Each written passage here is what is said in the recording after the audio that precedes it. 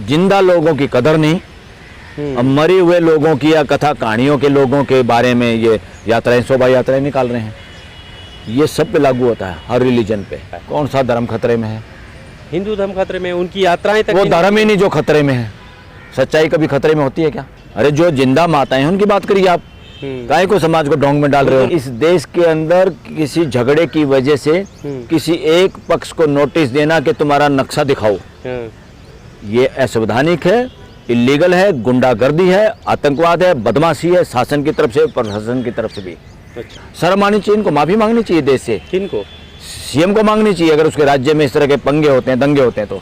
ये कहा जा रहा था कि अब फिर से बुलडोजर चलता हुआ दिखाई देगा, लेकिन इसी बीच सुप्रीम कोर्ट की टिप्पणी आती है, क्योंकि पहले ही सुप्रीम कोर्ट इस पर रोक लगा चुका था किसी भी तरह से बुलडोजर चलाने के मामले को लेकर। लेकिन उसके बाद फिर से ये कहा गया कि अगर सरकारें बुलडोजर चलाती हैं तो वो उसकी जिम्मेदार खुद होंगी, क्योंकि सुप्रीम कोर्ट अब तल्ख लहजे में सरकारों को जवाब देता हुआ नजर आ रहा है।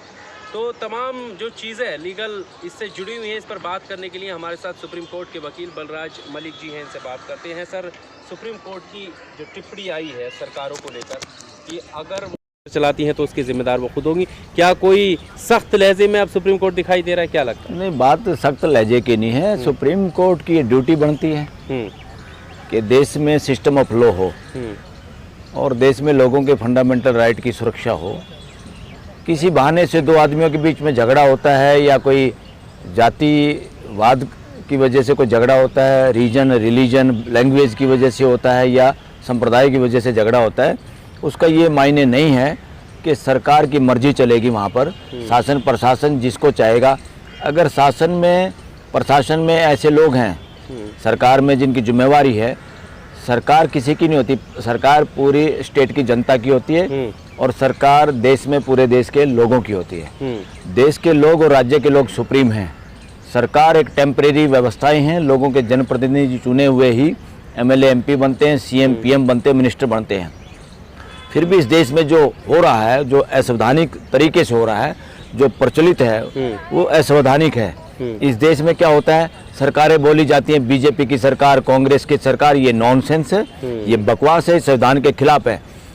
और या बोली जाती है नरेंद्र मोदी की सरकार या योगी की सरकार या खट्टर की सरकार या कहीं कांग्रेस के किसी नेताओं की सरकार, ये नॉनसेंस है। देश में ये नहीं चलेगा, किसी के बाप की सरकार नहीं है। सरकार गवर्नमेंट ऑफ इंडिया है या सरकार गवर्नमेंट ऑफ स्टेट है।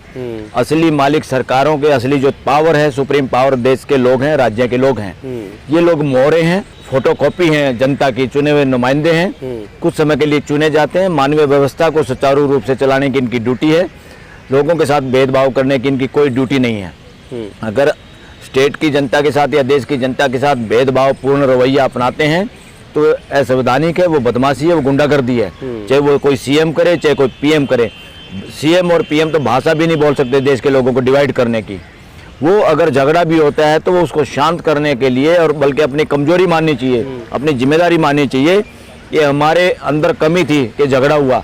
जब जिनके पास जिम्मेवारी है, स्टेट हैं, डीसी हैं, एसपी हैं, पुलिस हैं, और पुलिस की परमिशन से कोई प्रोग्राम होता है, और जब ऐसे प्रोग्राम होते हैं, जब पता है जहाँ पर लगता है आबादी ऐसी है या कोई उसका मिसयूज कर सकता है राजनीति के लिए, उसमें कोई इस तरह के स्लोगन गाने चला सकता है या कोई शरारत कर सकता है राजनीति के लिए, जो कि देश में हो ही रहा है, तो ड्यूटी बनती है, इनको शर्म आनी चाहिए, इनको माफी मांगनी चाहिए देश से। किनको?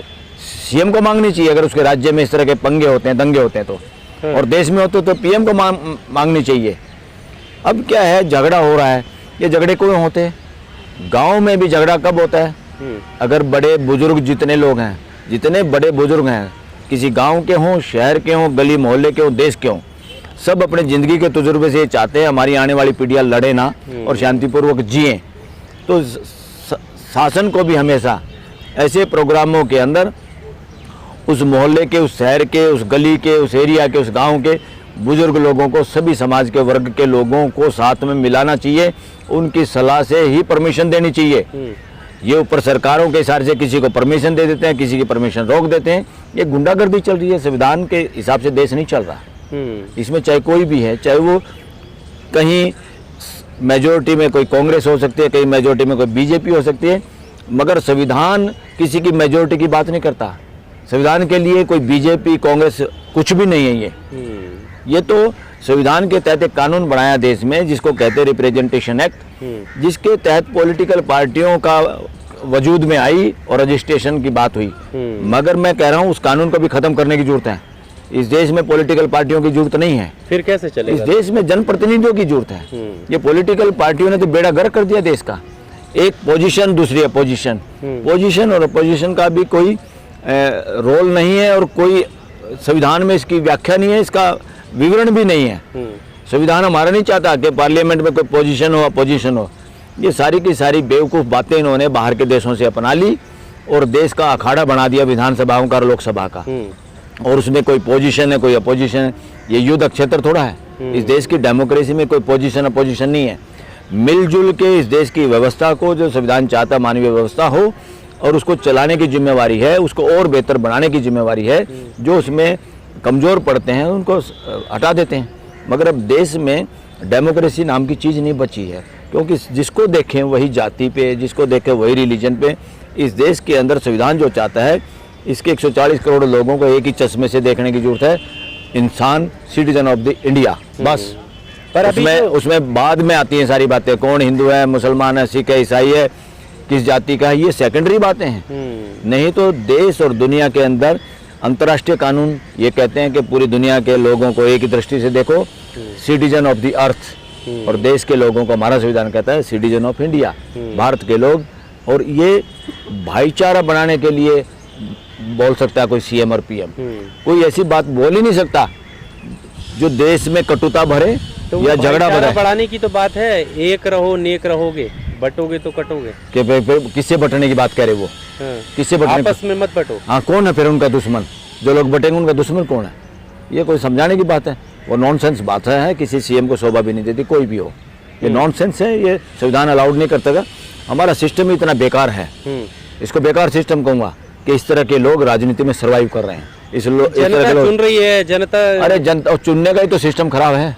सुधारने की जरूरत थी, न्यायिक सुधार की जरूरत थी, इलेक्टोरल रिफॉर्म की जरूरत थी देश में, ताकि कोई भी ऐसे कटुता से भरे हुए लोग जिनकी मानसिक विकलांग हैं, जो पूरी मानव जाति को, पूरे देश को एक नज़र से नहीं देख पाते, उन लोगों के लिए जनप्रतिनिधि होने के लिए कोई जगह नहीं है। इसीलिए तो इलेक्टोरल रिफॉर्म नहीं हुए, तो इस तरह काम हो ही रहा है। ऐसे लोग चुने जा रहे हैं, ऐसे लोग सत्ता में बैठे हैं, प्रशासन में बैठे हैं। पर अभी एक दैनिक भास्कर का एक स्टिंग ऑपरेशन आया है जिसमें ये दावा किया जा रहा है कि पुलिस ने छूट दे रखी थी 2 घंटे के लिए कि आप दंगा कर सकते हैं, वो कर सकते हैं। यस, इस देश में यही तो एक विडंबना है। पुलिस कब छूट देती है? ये राजाओं के लठैतों की तरह या किसी तानाशाह की फौज की तरह काम करे हमारे देश की पुलिस। और इस पुलिस का मिसयूज हो रहा है इस आज के इस समय में भी, और बहुत होता रहा देश के अंदर। यहाँ पुलिस का मिसयूज तब भी हुआ जब 1984 के दंगे हुए, जब सिखों का कत्लेआम हुआ, वहाँ भी पुलिस को छूट दी गई थी। वहाँ पुलिस शामिल थी इस तरह के अपराध कराने में इस देश में। और आज यूपी में जो हो रहा है वो भी ऐसे ही हो रहा है। तो ये मॉडस ऑपरेंडी काम करने का तरीका, ये घटिया तरीका है।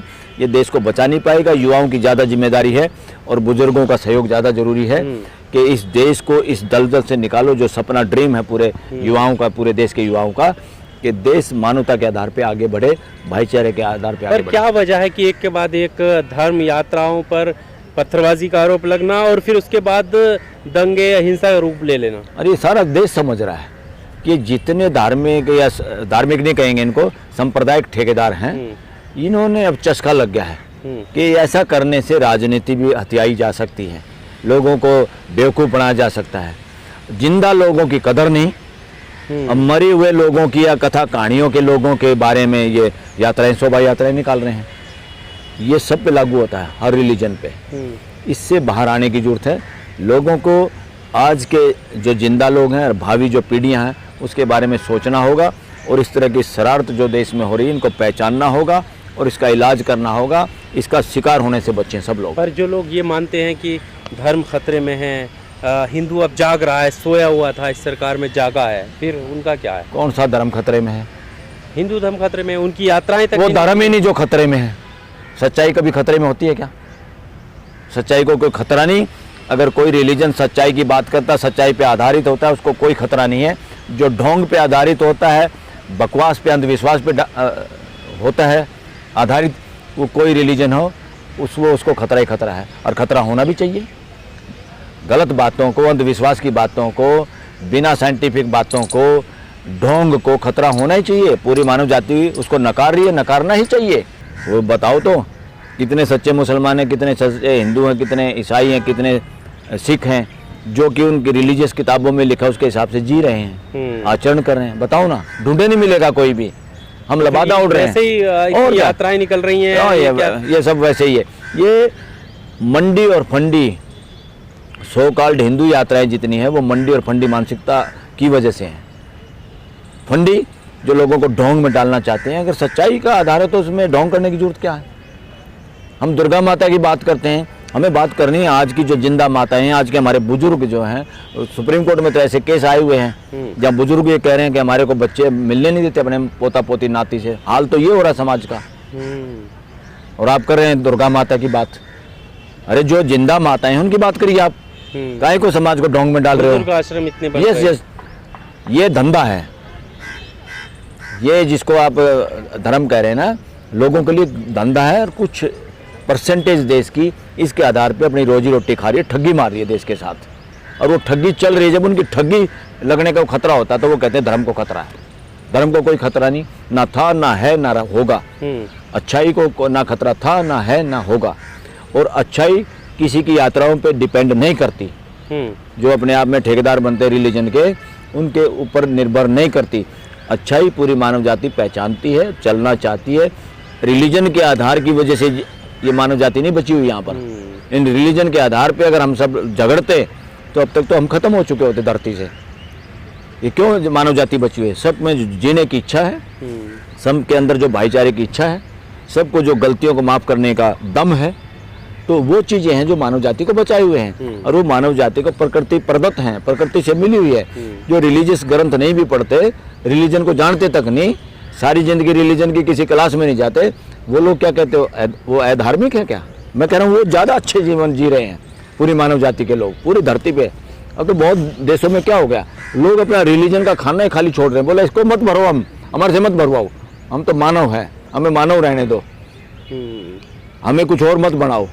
सबसे पहले हमें ये बताओ, मानव और मानवता कहाँ के लिए क्या काम कर रहे हो आप। इसलिए सारे रिलीजन का ऑडिट करने की जरूरत है। संविधान के विपरीत कोई भी काम करता है उनको रोकने की जरूरत है, अंकुश लगाने की जरूरत है। इनको खुली छूट नहीं दी जा सकती। देश को ये हाईजैक कर ले रिलीजन, ये छूट नहीं दी जा सकती। मानव जाति थक चुकी है इनका बोझ ढोते ढोते। अभी इस बहराइच वाले मामले पे बीजेपी के जो विधायक हैं उन्होंने भी शिकायत FIR दर्ज की है। हाँ, और बीजेपी के लोगों पर की है। उससे तो अपने आप ही जग जाहिर हो गया। वो बहादुर आदमी है, नाम भी क्या बहादुर सिंह है क्या उसका? हाँ। सुरेश जो भी नाम है, मगर वो एक अच्छा इंसान है। उसने एक अच्छाई के लिए एक स्टेप उठाया है। जब गलती मैं, उनका बेटा भी बाल बचा है। अरे मैं गलती मेरा अपना भाई करे, मेरा बेटा करे, मेरी माँ करे, मेरे फादर करे, मेरा अपना रिश्तेदार करे, तो उसके लिए मैं नहीं बोलूँगा तो कौन बोलेगा? अगर हम इस तरह चुप रहे तो वो आग अपने घर में पहुंच जाएगी। जैसे वो भी खुद और उसका बेटा जान बचा के भाजे। जो हमारे युवाओं को, हमारे समाज को जो दरिंदगी के लिए प्रेरित करते हैं, उनके अंदर जहर भर के उनको गलत काम करने के लिए प्रेरित करते हैं, वो असली आतंकवादी हैं देश के, और वो देशद्रोही हैं, वो राष्ट्र विरोधी लोग हैं। और मैं उनको भी नहीं कहूँगा, मैं कह रहा हूँ वो भी गलत मानसिकता के शिकार है। हमें उन पर भी दया आती है, उनको सुधरने की जरूरत है, उनको सुधारने की जरूरत है। अभी जो सुप्रीम कोर्ट की गाइडलाइंस हैं और जो सरकारों के रवैये हैं, अब उसमें लगता है कुछ अंतर देखने मिलेगा और बुलडोजर की जो कार्रवाई है वो पूरी तरीके से खत्म हो जाएगी। पूरा देखने को मिलेगा। और मैं एक और बात कहना चाहता हूँ, इस बात को आप जरूर रखिए समाज के सामने। इस देश के अंदर किसी झगड़े की वजह से किसी एक पक्ष को नोटिस देना कि तुम्हारा नक्शा दिखाओ, ये असंवैधानिक है, इलीगल है, गुंडागर्दी है, आतंकवाद है, बदमाशी है, शासन की तरफ से, प्रशासन की तरफ से भी। अच्छा। ऐसे किसी काम को करने में अगर सरकार शामिल है तो सरकार भी शामिल है, CM शामिल है तो वो CM भी अपराधी है। और जो उनके ऑफिसर हैं, जो ऊपर से बंदर के इशारा करने से ही अगर बिल्लियाँ नाचती हैं, या मदारी के इशारा करने से अगर बंदर की तरह कोई नाचता है प्रशासनिक अधिकारी, तो ये स्थिति ठीक नहीं है देश के लिए। अगर कहीं किसी का नक्शा देखना है तो आपको ऐसे माहौल में जब कोई दंगा हो या दो लोगों का झगड़ा हो तभी आपको मकान का नक्शा अगर याद आता है, तो ऐसा कोई भी मकान का नक्शा दिखाने और मांगने का गाइडलाइन जारी करनी पड़ेगी सुप्रीम कोर्ट को। वी विल ट्राई, हम ट्राई करेंगे सुप्रीम कोर्ट के सामने ये बात रखें, क्योंकि इससे पूरा समाज हाईजैक हो जाता है। नपुंसक बना दिया सो कॉल्ड पॉलिटिशियन ने, समाज को डरा दिया है, लोग बोलने से डर रहे हैं। क्योंकि अब दिल्ली में देख लो, दिल्ली में जितने डीडीए दिल्ली डेवलपमेंट अथॉरिटी ने जो मकान बनाए हुए हैं, ये तो इनके अपने हैं। प्राइवेट सोसाइटी को तो छोड़ दो, कॉलोनी को छोड़ दो, इनको चेक कर लो, एक भी घर ऐसा शायद ही मिले जिसने तोड़ फोड़ करके टेढ़ा मेढ़ा नहीं कर रखा हो अपना घर। क्या तोड़ देंगे? क्या दिया है नोटिस किसी ने? कहाँ है सेंट्रल गवर्नमेंट? तो नहीं दे सकते हैं। समाज की अपनी भी कुछ मर्जी होती है, तुम समाज को लठ इस तरह से नहीं लगा सकते कि जिसको चाहे मिसयूज कर लो कानून दिखा के, कानून का थोड़ा दिखा के। कानून लोगों को सहयोग करने के लिए है, कानून लोगों को मारने के लिए, डराने के लिए नहीं हो सकता, यूज नहीं कर सकते आप। चक्कू जैसे सब्जी काटने के लिए उससे मर्डर करने का वो कोई काम नहीं है। इसलिए कानून का तुम नक्शे के कानून का जो दुरुपयोग कर करके लोगों को बुलडोजर चलाया है या चलाने की कोशिश में है, सुप्रीम कोर्ट को उसमें जारी करना चाहिए। कॉमन लॉ ये कहता है, अगर तुम्हें अब घर याद आ रहा है किसी का कि जिस घर में बच्चे को गोली लगी, अगर उस घर में उसको बुलडोजर उसका नक्शा याद आ गया, तो पूरी कॉलोनी, उस पूरे शहर का एक नोटिस दिया जाए, सब अपने अपने नक्शे दिखाइए, तब तो माना जाएगा कि तुम्हें नक्शा ध्यान है। अदरवाइज बदले की कार्रवाई मानी जाएगी और इसके लिए कानून में कोई जगह नहीं।